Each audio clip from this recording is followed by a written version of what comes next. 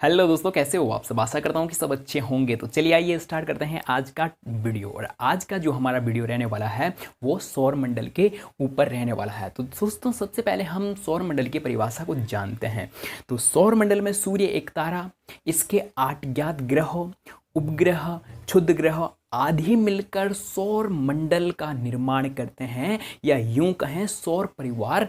ये सब मिलकर सौर परिवार का निर्माण करते हैं। तो दोस्तों सबसे पहले हम सूर्य से बढ़ते हुए दूरी के क्रम में ग्रहों को जानने वाले हैं। तो ये सबसे पहले हो जाएगा सूर्य, ये हो जाएगा साथियों सूर्य।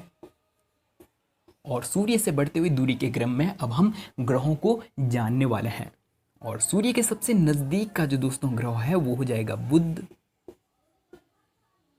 और बुध के बाद शुक्र, और शुक्र के बाद पृथ्वी,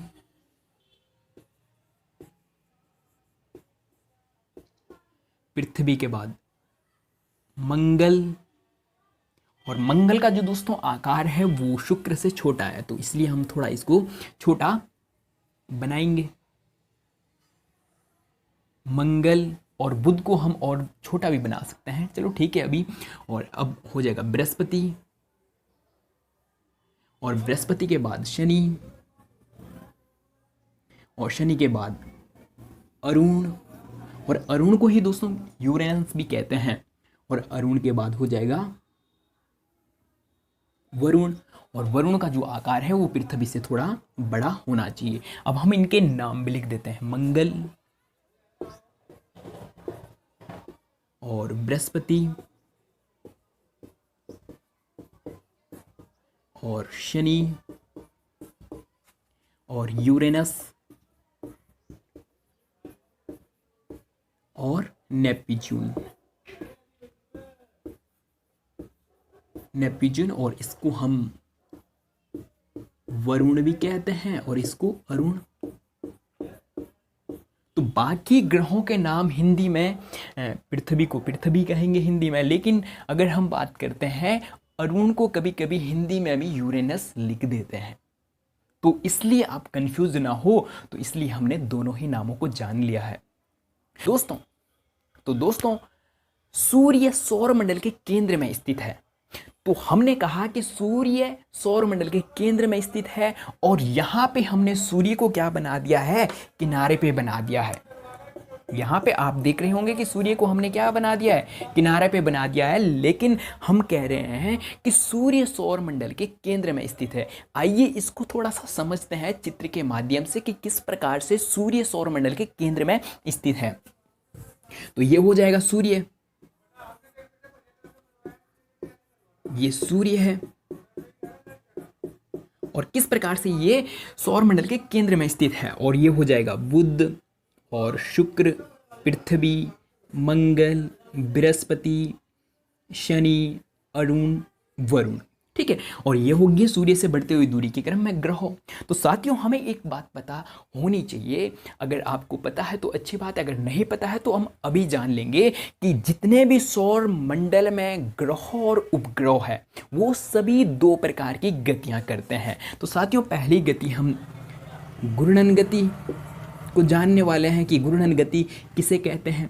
और अगली जो दोस्तों गति है वो है परिक्रमण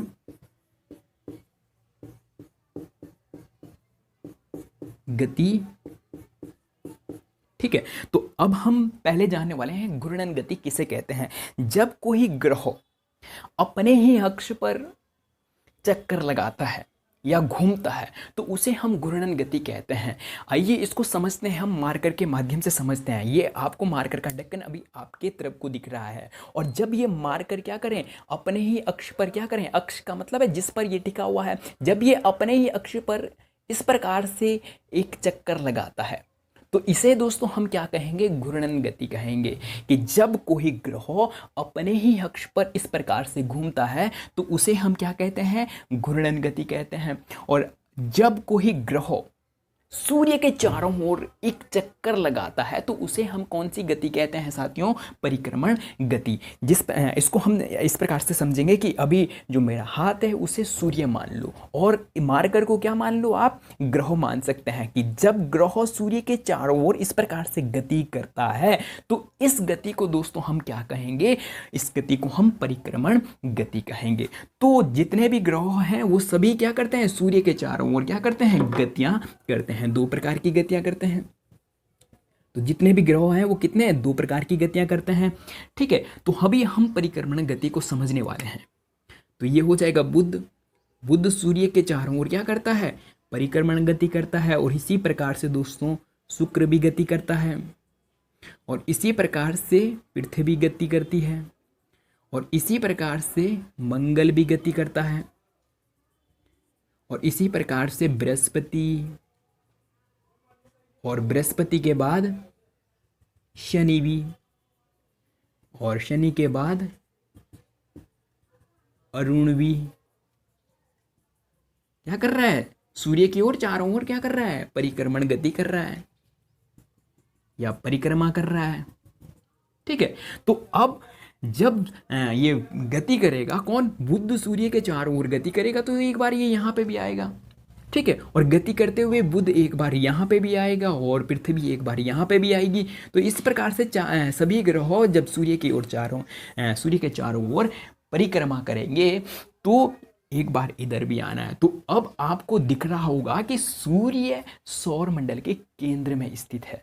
तो ये बात आपको समझ में आ गई होगी या हमें समझ में आ गई है कि सूर्य सौर मंडल के केंद्र में स्थित है। तो अब हम इसको मिटा देंगे और दोनों ही प्रकार की गतियां भी समझ में आ गई होगी। घूर्णन गति, जब कोई ग्रह अपने ही अक्ष पर क्या करता है? चारों ओर घूमता है तो उसे हम घूर्णन गति कहते हैं। और परिक्रमण गति हम किसे कहते हैं? जब कोई ग्रह सूर्य के चारों ओर परिक्रमा करता है तो उस गति को दोस्तों हम क्या कहते हैं? परिक्रमण गति कहते हैं। और एक प्रश्न यहीं पे और बनता है कि जो ये ग्रह सूर्य के चारों ओर परिक्रमा कर रहे हैं ये कौन से पद पर या कौन से कक्षा में करते हैं? तो दोस्तों वो कौन सी कक्षा हो जाएगी? परवलयाकार। परवलयाकार पथ पर ये ग्रह क्या कर रहे हैं? सूर्य के चारों ओर परिक्रमा कर रहे हैं। तो दोस्तों यहां से किस किस प्रकार से प्रश्न पूछा जा सकता है? पहला प्रश्न पूछा जा सकता है कि ग्रह कितने प्रकार की गतियां करते हैं? तो सभी ग्रह 2 प्रकार की गतियां करते हैं। घूर्णन गति जब वो अपने ही अक्ष पर घूमते हैं और परिक्रमण गति जब वो सूर्य के चारों ओर क्या करते हैं? परिक्रमा करते हैं। और कौन से पथ पर परिक्रमा करते हैं या कौन सी कक्षा में परिक्रमा करते हैं? तो परवलयाकार पथ या कक्षा में सूर्य के चारों ओर परिक्रमा करते हैं। ठीक है, यहां से ये प्रश्न क्लियर हो गया। अब हम दोस्तों जानने वाले हैं कि जो सूर्य है, सूर्य एक तो सौरमंडल के केंद्र में स्थित है और अगला सूर्य सौर परिवार या सौर मंडल में जितने भी ग्रह हैं उनका प्रकाश एवं ऊष्मा का स्रोत भी दोस्तों कौन है? सूर्य है। तो साथियों अब हम जानने वाले हैं कि जो सौर मंडल है, सौर मंडल में सूर्य सौर परिवार का क्या है? ऊष्मा और ऊर्जा का स्रोत भी कौन है? सूर्य है। तो इस आधार पर हम खगोलीय पिंडों को 2 वर्गों में बांटने वाले हैं। कौन कौन से 2 वर्ग रहने वाले हैं? कि एक ऐसे खगोलीय पिंड, पहले में हम ऐसे खगोलीय पिंड लेंगे। हमने कहा कि जो हमारा सौर मंडल है, सौर मंडल में खगोलीय पिंडों को हम 2 वर्गों में बांटने वाले हैं। कौन कौन से 2 वर्ग? पहले वर्ग में हम ऐसे खगोलीय पिंडों को रखेंगे जिनके पास अपना प्रकाश और ऊर्जा या प्रकाश और ऊष्मा हो। ऐसे खगोलीय पिंडों को हम क्या पहले वर्ग में रखेंगे। तो दोस्तों अगर हम बात करते हैं ऐसे खगोलीय पिंड कौन से हैं जिनके पास अपना प्रकाश और ऊष्मा हो? तो दोस्तों ऐसा कौन है? जिनके पास अपना प्रकाश और ऊष्मा होती है उनको हम क्या कहते हैं? तारा। और सूर्य भी एक क्या है? तारा है। और दूसरे वर्ग में हम किनको रखेंगे? जिनके पास ना तो अपना प्रकाश है और ना ही अपनी ऊष्मा है। ऐसे खगोलीय पिंडों को हम क्या कहते हैं साथियों? ग्रह कहते हैं।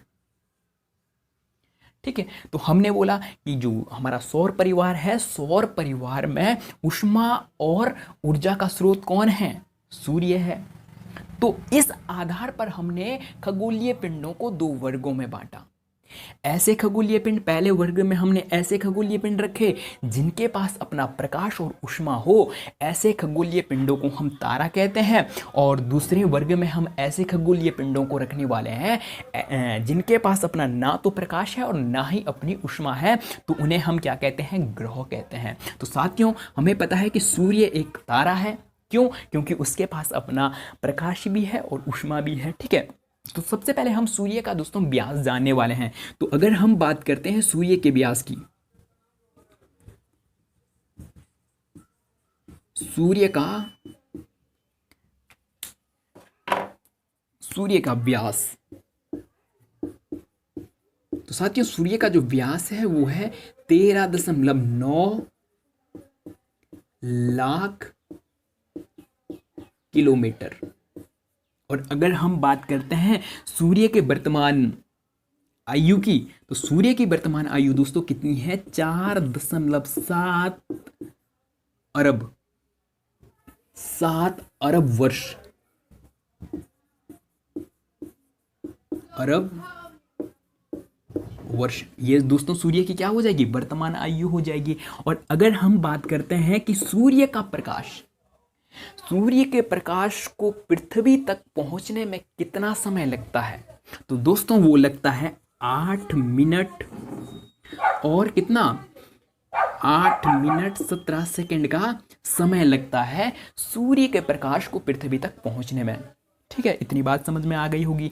अब साथियों हम समझने वाले हैं किसके बारे में है, अब हम ग्रहों के बारे में समझने वाले हैं। ठीक है, ये हम मिटा देंगे। अब हम ग्रहों के बारे में समझने वाले हैं।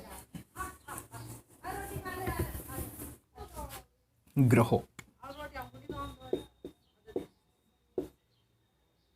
तो साथियों ग्रहों को हम दो वर्गों में विभाजित करेंगे। पहले वर्ग में ऐसे खगोलीय पिंड या ऐसे ग्रह जो सूर्य के नजदीक हैं, तो ऐसे ग्रहों को हम क्या कहेंगे, क्या कहते हैं, आंतरिक ग्रह भी कह देंगे क्योंकि ये सूर्य के नजदीक है। आंतरिक ग्रह कह सकते हैं, आंतरिक ग्रह। और इन्हीं को साथियों किसके, पार्थिव ग्रहों के नाम से भी जाना जाता है। और इन्हीं को कौन से, चट्टानी ग्रहों के नाम से भी जाना जाता है। और दूसरे उसमें हम किन ग्रहों को रखने वाले हैं, जो सूर्य से दूर है। ठीक है, अगर हम दूरी के हिसाब से बात करें तो ये सूर्य से क्या है, दूर है, तो इन्हीं को हम क्या है, बाह्य ग्रह भी कह सकते हैं, बाह्य ग्रह। और इन्हीं को दोस्तों जोवियन ग्रह भी कहा जाता है, जोवियन ग्रह। और इन्हीं को दोस्तों गैसीय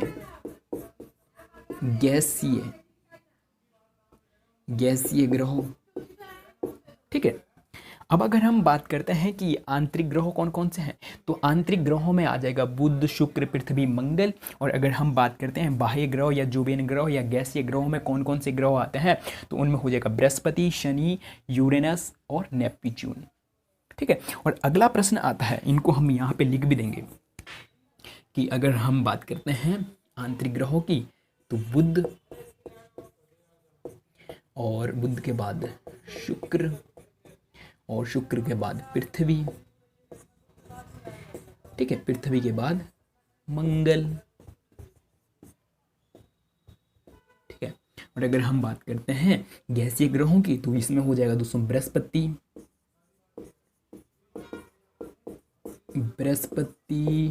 शनि, अरुण और वरुण।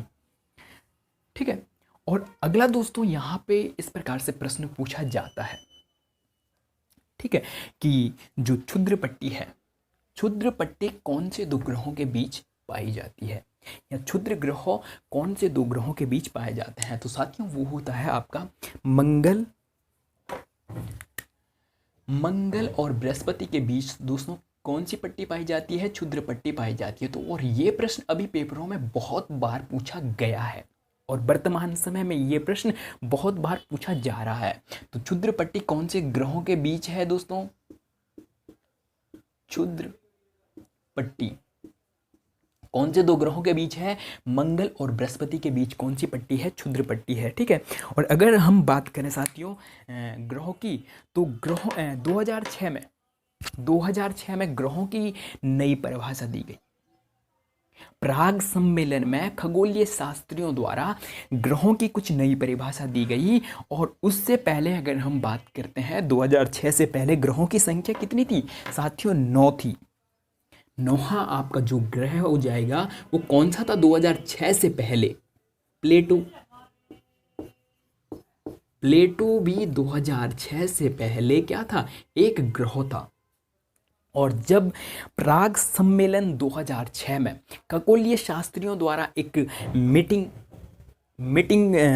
बिठाई गई या मीटिंग का आयोजन किया गया, तो उसमें उन्होंने ग्रहों की कुछ नई परिभाषाएं दी। और उन परिभाषाओं में प्लेटो फिट नहीं बैठ रहा था, इसलिए प्लेटो से ग्रहों का दर्जा छीनकर इसे बौने ग्रहों में शामिल कर दिया गया या बौने ग्रहों की श्रेणी में रखा गया। अब 2006 में ग्रहों की नई परिभाषा कौन कौन सी, क्या नई परिभाषा दी होगी कि वो प्लेटो इसमें फिट नहीं बैठ रहा है? तो साथियों नई परिभाषा दी गई है कि जो ग्रह है, ग्रहों का एक अपना आकार होगा। तो आकार तो इसका भी था, और घनत्व अपना आकार, घनत्व, गुरुत्वाकर्षण बल होगा। तो जो प्लेटो है, प्लेटो आकार में कुछ ग्रहों से भी क्या था? छोटा था। और इसका जो गुरुत्वाकर्षण बल है वो भी नगण्य था, मतलब था लेकिन बहुत कम। ठीक है। और अगर हम बात करते हैं अगला एक नियम था कि जितने भी ग्रह हैं वो सूर्य के एक निश्चित कक्षा में क्या करते हैं? सूर्य की परिक्रमा करते हैं। ठीक है। लेकिन जो प्लेटो है, प्लेटो किसकी कक्षा को? वरुण की कक्षा को क्या कर रहा था? काट कर सूर्य की परिक्रमा कर रहा था। ठीक है। इस कारण खगोलीय शास्त्रियों ने 2006 में प्लेटो से ग्रहों का दर्जा छीनकर इसे बौने ग्रहों में शामिल कर दिया गया है। ठीक है। और अगला साथियों अगर हम बात करते हैं सूर्य से बढ़ती हुई दूरी के क्रम में ग्रह, तो ये आपको याद हो गए होंगे। और इनको याद करने का एक सरल तरीका है कि आप जितने बार इनको रफ कॉपी में इनकी प्रैक्टिस करते हैं और प्रैक्टिस करते हुए आप अगर इनका चित्र बनाते हैं तो ये अच्छे से याद हो जाएंगे। और अगर आप इनको किताब से सिर्फ बस पढ़ने की कोशिश कर रहे हैं, रटने की कोशिश कर रहे हैं, तो इनके क्रम को आप क्या कर देंगे? भूल जाएंगे। जब भी आपके पास खाली समय हो तब आप इनका चित्र बनाकर, सौरमंडल का चित्र बनाकर आप दर्शाते जाएंगे कि सूर्य से बढ़ती हुई दूरी के क्रम में ग्रह इस प्रकार से हैं। और अगर आप ऐसा 10 बार कर लेते हैं तो ये आपको क्या है? बहुत टाइम तक याद रह सकता है। ठीक है। अब हम थोड़ा सा इनकी क्या जान लेंगे? आकार जान लेंगे कि सौर मंडल में सबसे बड़ा ग्रह कौन सा है। तो साथियों अगर हम बात करते हैं सौर मंडल में सबसे बड़ा ग्रह कौन सा है, तो वो हो जाएगा बृहस्पति, बृहस्पति के बाद शनि, शनि के बाद यूरेनस, यूरेनस के बाद नेपच्यून। ठीक है। अब प्लेटो को हम यहाँ से क्या कर देंगे? हटा देंगे, क्योंकि प्लेटो ग्रह है ही नहीं। ठीक है। और अगर हम बात करते हैं उसके बाद पहला, दूसरा, तीसरा, चौथा और पांचवें पे हो जाएगा दोस्तों हमारा पृथ्वी। ठीक है। हमारा इसलिए कह रहे हैं क्योंकि हम पृथ्वी पर रहते हैं। ठीक है। पृथ्वी के बाद हो जाएगा दोस्तों शुक्र, शुक्र के बाद मंगल, मंगल के बाद बुध। ये आकार हो जाएगा। और अगर हम बात करते हैं घनत्व की कि सौर मंडल में जो ग्रह हैं उनमें से सबसे ज़्यादा घनत्व कौन से ग्रहों का है, तो दोस्तों सौर मंडल में सबसे ज़्यादा घनत्व हमारे पृथ्वी का है। और पृथ्वी के बाद किसका है दोस्तों? बुध, बुध के बाद शुक्र, शुक्र के बाद मंगल। ये हो जाएगा घनत्व। और अगर हम बात करते हैं बाह्य ग्रहों की, तो बाह्य ग्रहों में सबसे ज़्यादा जो दोस्तों घनत्व है वो आपके नेपच्यून का है। नेपच्यून के बाद बृहस्पति, बृहस्पति के बाद यूरेनस, यूरेनस के बाद शनि। और शनि का दोस्तों सौरमंडल में सबसे कम क्या है? घनत्व है।